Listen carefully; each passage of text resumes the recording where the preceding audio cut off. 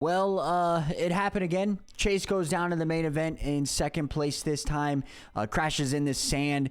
We'll get to the whole main event here in a second, but I think that makes 5 weeks in a row. Insane. AP also goes down in the main. Insane. But let's go back to qualifying. All right, let's go to the start of the day here. Deegan tops qualifying for the 250 West Coast guys. He was absolutely ripping. And Seth Hammaker tops the qualifying for 250 East. He was actually like 0.2 off of Deegan, like fast lap. So very good job by Seth Hammaker. For the 450 guys, yeah, Cooper Webb went for a ride, man. He did a little front flip in qualifying and just tumbled over. Nothing too crazy. But yeah, you don't really see that kind of mistake by Webb, honestly. 450 qualifying top time goes to Kenny, actually, which is kind of surprising.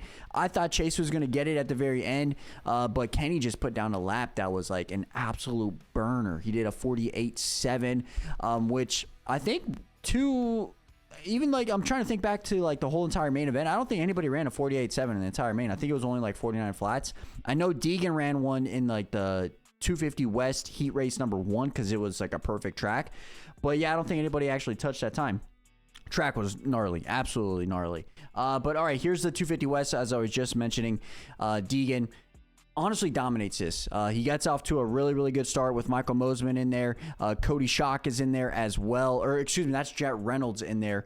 And then Deegan honestly just dominates start to finish. Like, he was ripping. He had like a 48 in there. Like, I think it was like a 48 flat. Like, it was a burner. I think he did 248 flats. It was a burner. But yeah, then we had a crazy situation for the final spot in the main, or in the heat race. We got Jet Reynolds, versus Hunter Yoder. Just absolutely sends it on Yoder, bro. I cannot believe Jet actually did that. It was for the final spot. I totally get it. East-West showdown. You don't want to go to the LCQ. It's very, very stacked in there. And he actually ends up staying alive here and gets it over TJ Albright, which is kind of crazy. He got up super, super quick and still got it.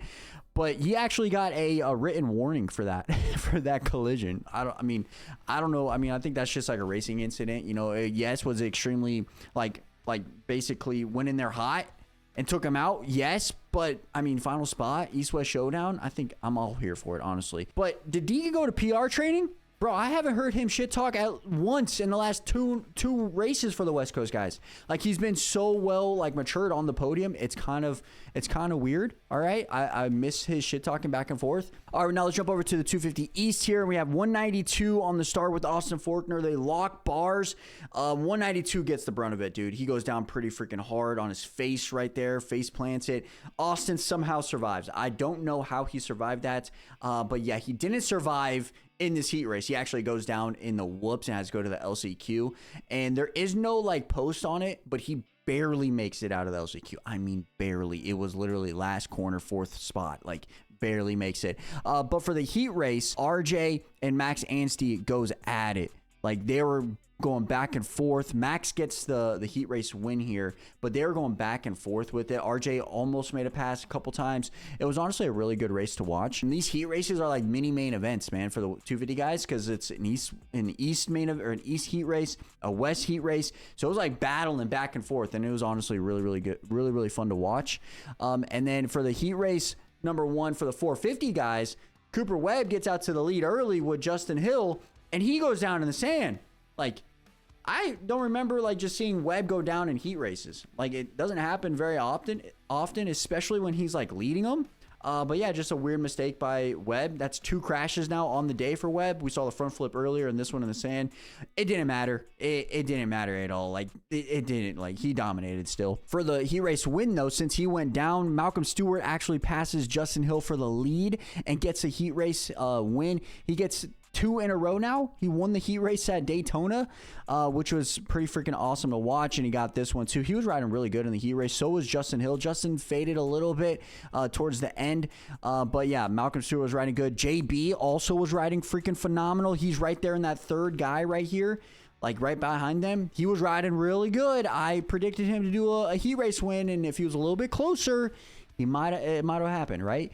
But it didn't. Honestly, it kind of sucked because now my prediction didn't come true, but I was pretty close on it. Here's heat race number 2. Chase gets off to an amazing start with AP, and yeah, he gets into the lead pretty early on this, and he kind of just dominates the race in the heat race or whatever. Kind of similar to what Deegan did, just gapped him and just rode his own race. Track was treacherous in heat race number 2, man. Like I'm amazed he was even jumping into those whoops. I mean, look at those whoops; they're gnarly, dude. But yeah, Chase dominated heat race number 2. It didn't matter, though, as we saw in the beginning of this video. Here's the start of the main event. I am honestly super surprised here.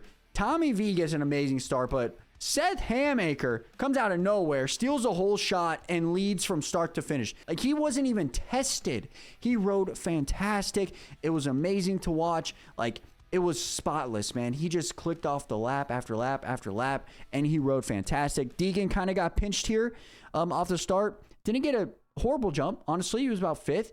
And I thought personally that he was going to honestly pass those guys and get the win. But yeah, that did not happen. I didn't even notice Tommy V almost go eat shit right there off that on-off. I did not notice that in the beginning of the race. But here's what happened to Deegan. He actually tries to go for that quad there, goes over the berm, into the net, rides around. It doesn't crash, obviously. Loses a lot of time to Tommy V in 2nd place, and then just like rides it in for 3rd place. But I think personally, if he doesn't case that, he potentially passes Tommy V for 2nd, and then maybe goes after Seth. Seth was riding really good, obviously, with the track being kind of treacherous. I don't know if Deegan maybe would have got him. I personally believe that he would have. He was only like 4 seconds back, and there's still like 6 minutes left in this race, so I think he would have. But at the end of the day, 3rd place for Deegan is actually a win for the 250 West guys, because I'll show you guys here the points here in a second. But yeah, Seth Hammaker dominates the race. He gets the overall 2nd race win ever, which is pretty sick.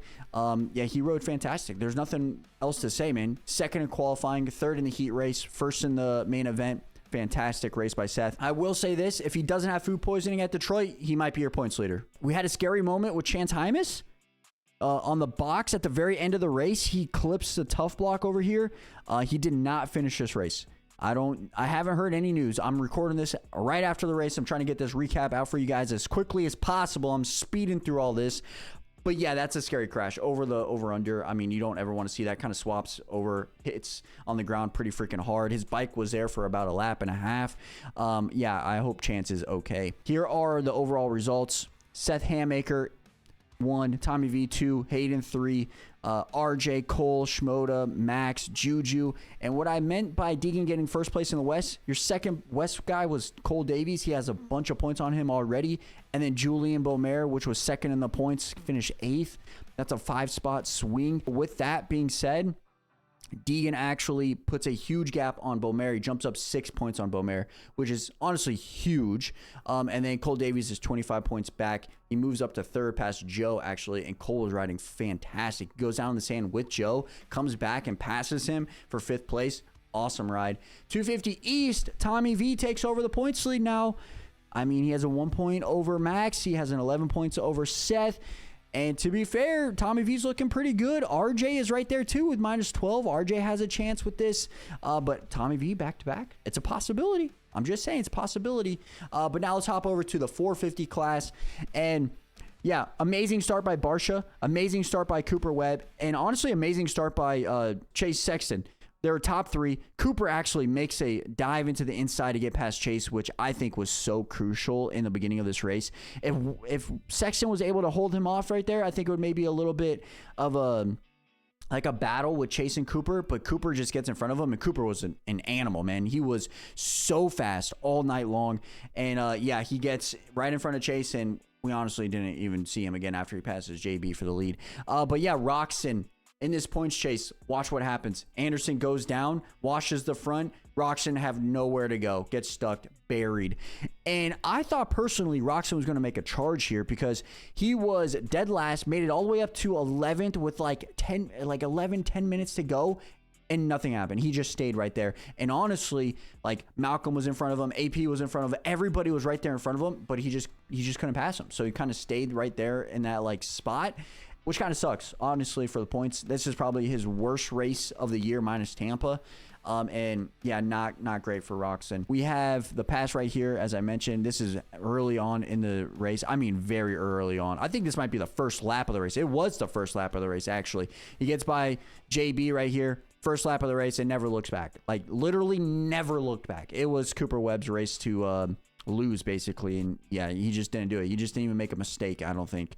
He rode flawlessly. And then we had a scary moment right here with Joey Savacci. Did not get the pop off the triple. Goes endo.